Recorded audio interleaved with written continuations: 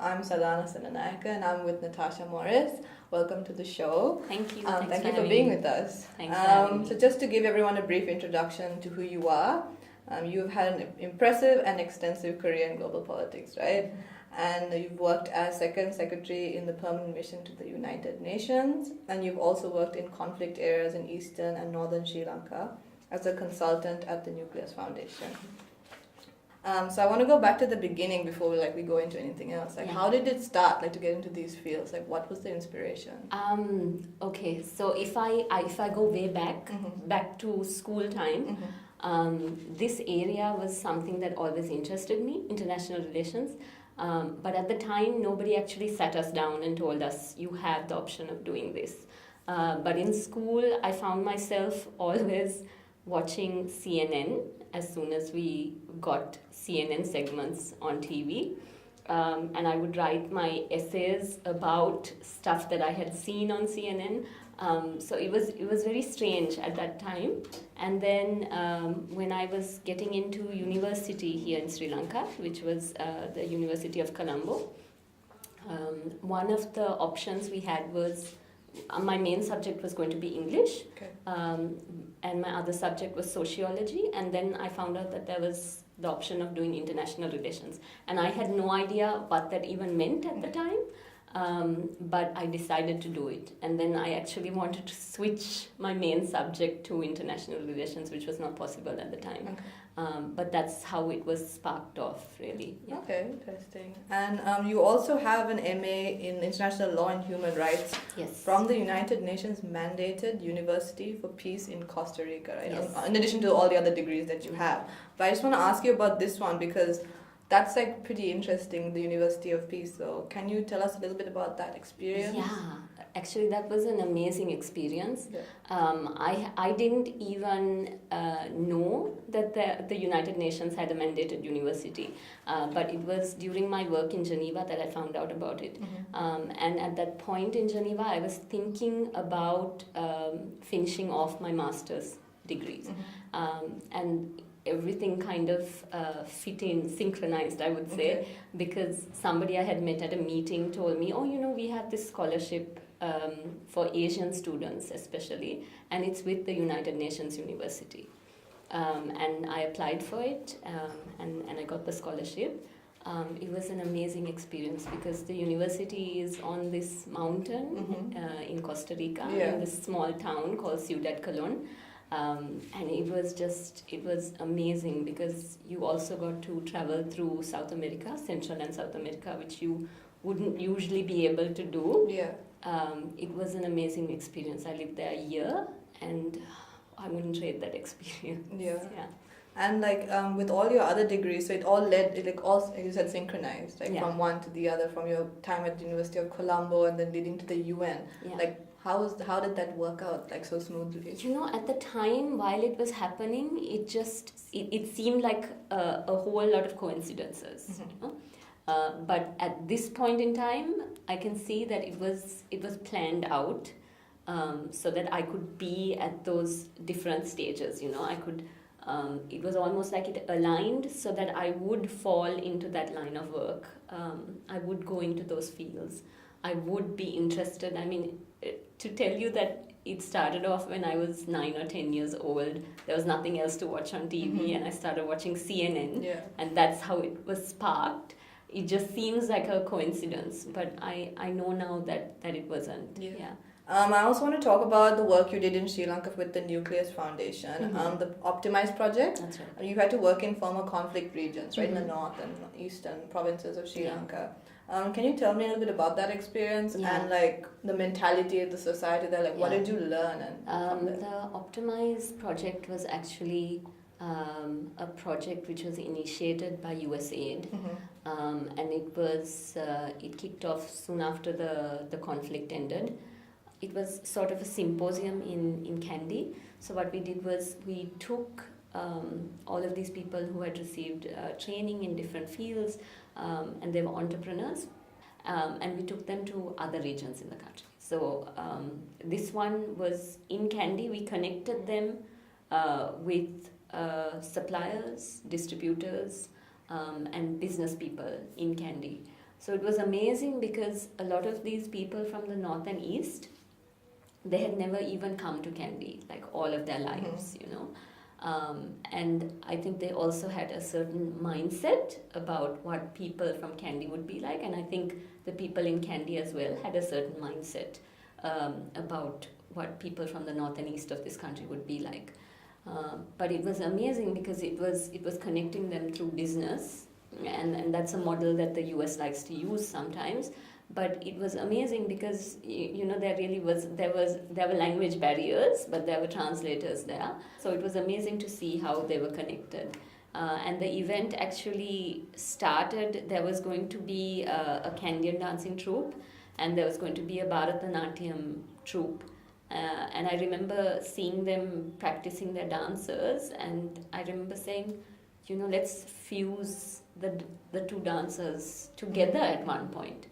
And we had to talk to, and you know, like artists, they're very proud, and you have to approach them in a certain way. Yeah. But both troops, you know, were just so on point, and they really wanted to do it, and they did.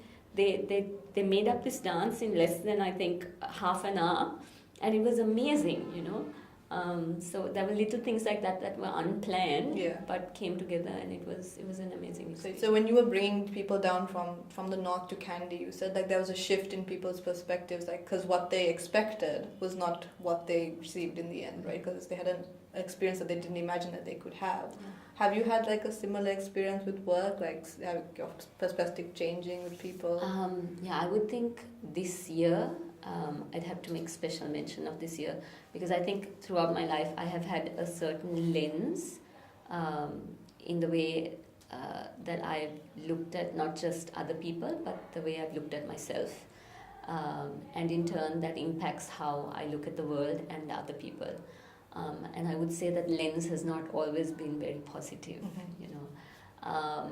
And then this year with the church that I'm going to and the word that I receive from there, it's really taken off all of those lenses and all of those layers. And this year I'm really seeing myself in a completely different light. And it's very positive, and it's very peaceful, and it's very whole. And that understanding of who I am, in turn, has changed the way I look at people. And you know, the church I go to, it's a bunch of, they're crazy in the faith, you know.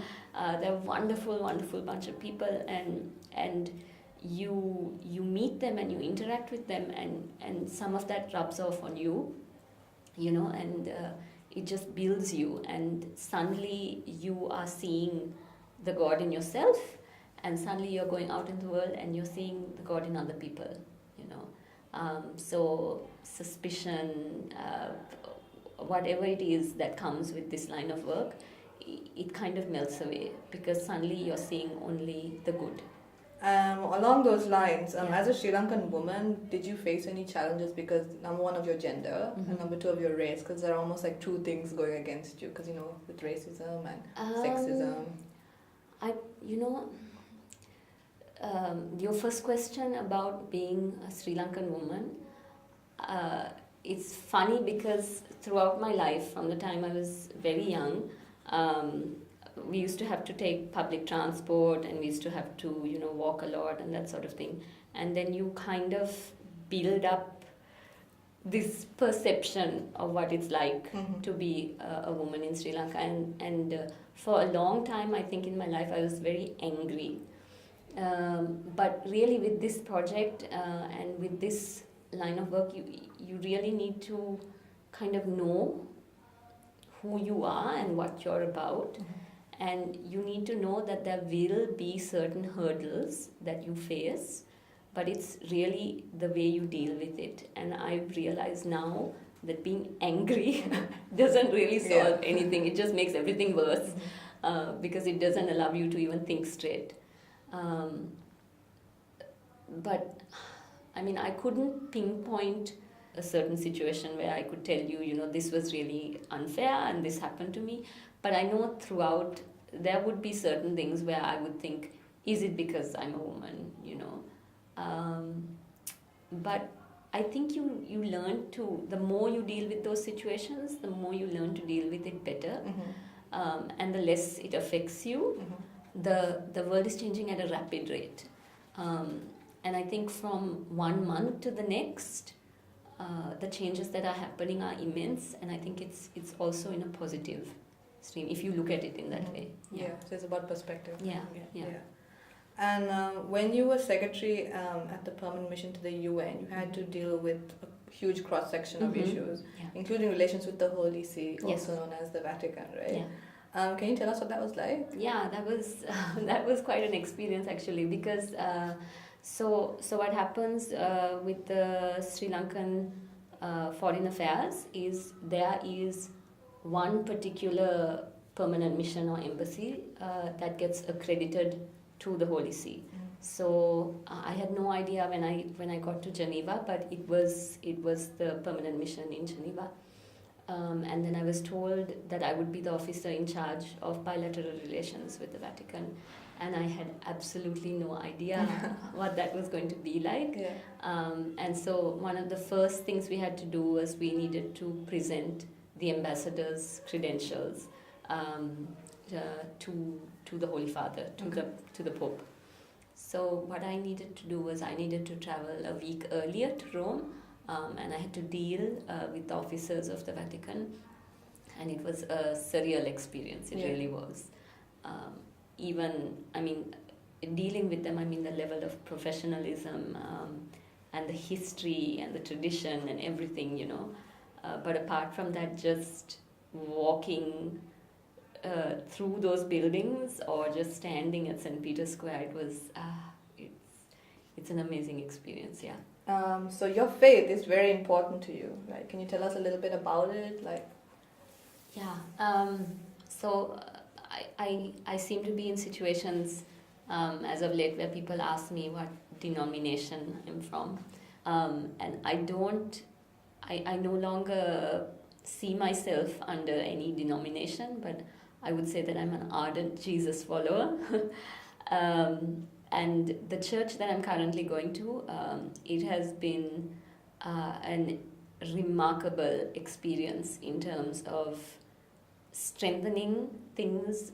I wouldn't even say strengthening my faith, but strengthening things that I've had inside of me, that I've known to be true, but it hasn't been articulated yet, and I find that articulation happens every time I go there, and it's been like a renaissance for my relationship with God, and it's been amazing. It's been a couple of months, I think, but I know that this year is going to go down as my renaissance, the beginning of my renaissance, awesome. In terms of my relationship. That's awesome, And when your line of work, obviously there are situations that can be a bit overwhelming and stressful. So how do you cope with that? Does your faith help you? So if we go back in terms of when I started in this area of work, I would say that I was also a different person at that point in time. But even at that point in time, like I said, this line of work, you have no control. You have no control. You don't have control in general anyway. But I would think that in certain other areas that I have worked in, I had more control than I would have here. And you really do need to let go and let God at that point. You can't keep your peace otherwise.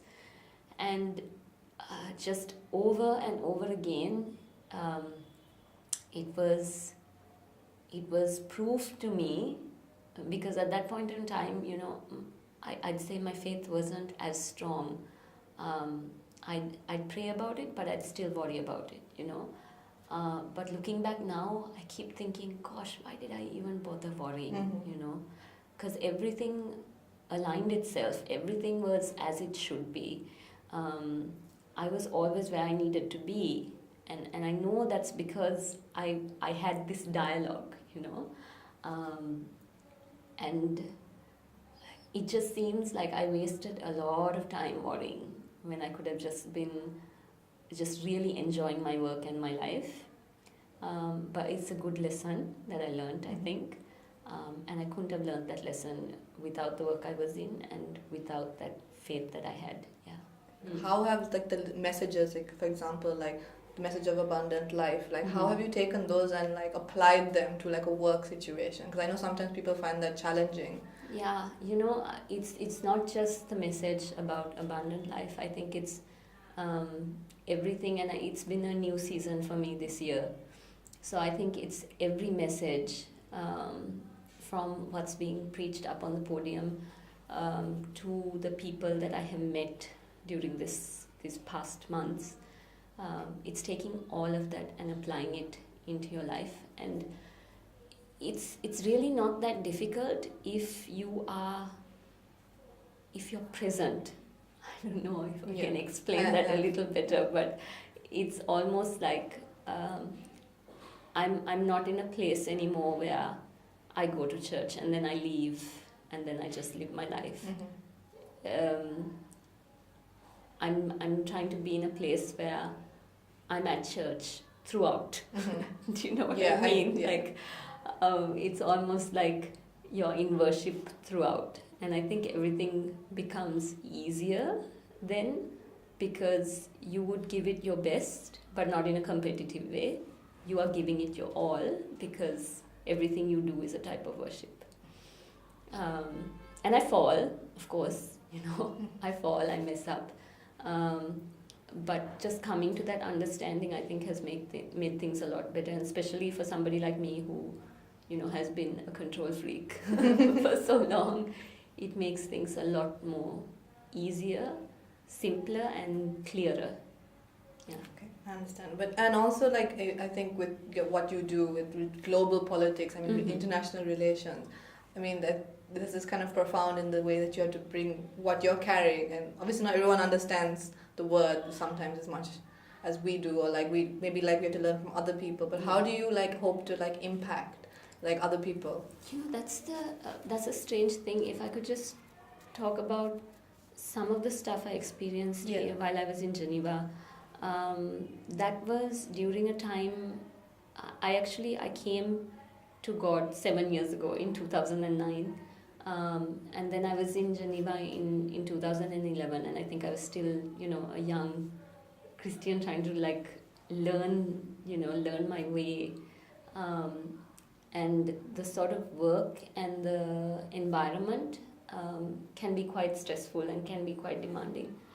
And it was surprising. I never spoke about my faith in any way or anything, but it was surprising how many people I met and connected with who helped me to build my faith.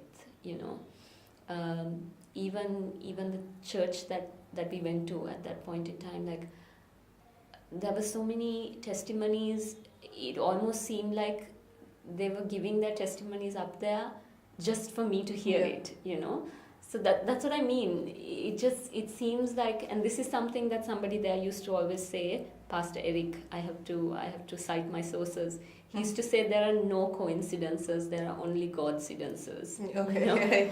And that's quite clear. Yeah, for sure.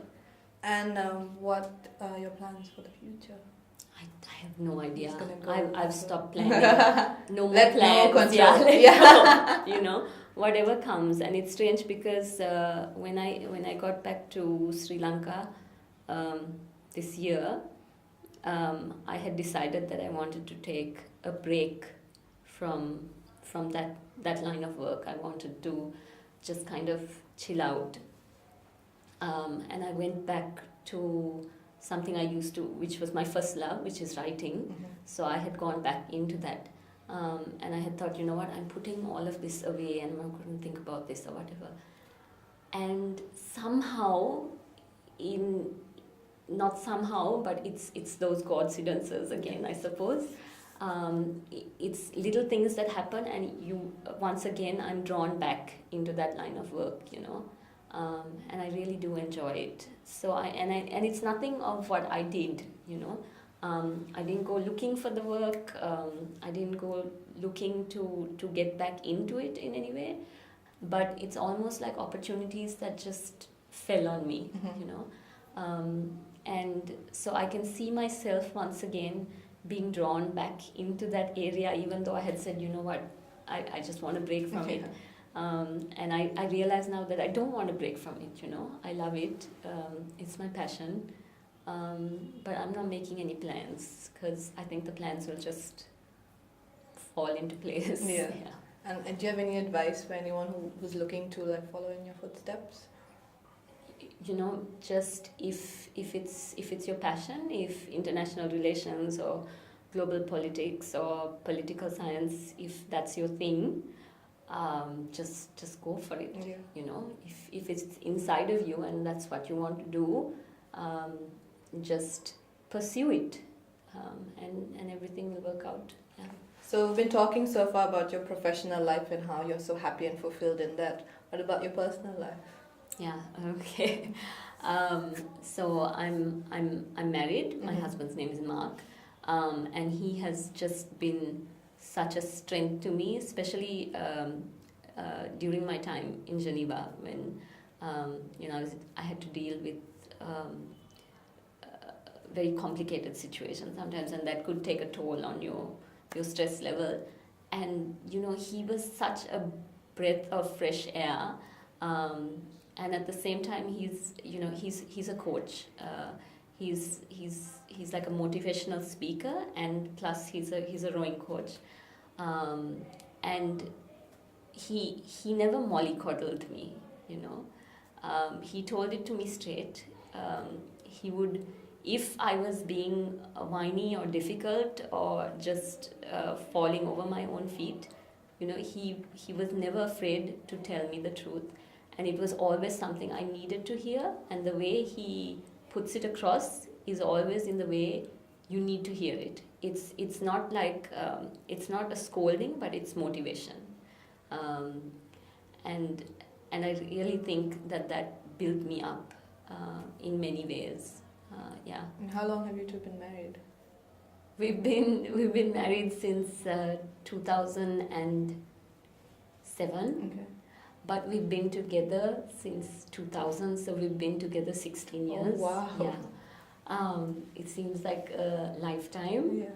But it also seems like, I mean, I can literally tell you what our first date was like, but I won't. Yeah. But I mean, I remember every single moment. So you kind of look back and you think, wow, has it really been 16 years? And then you have all of these memories, and then you think, yeah, it has.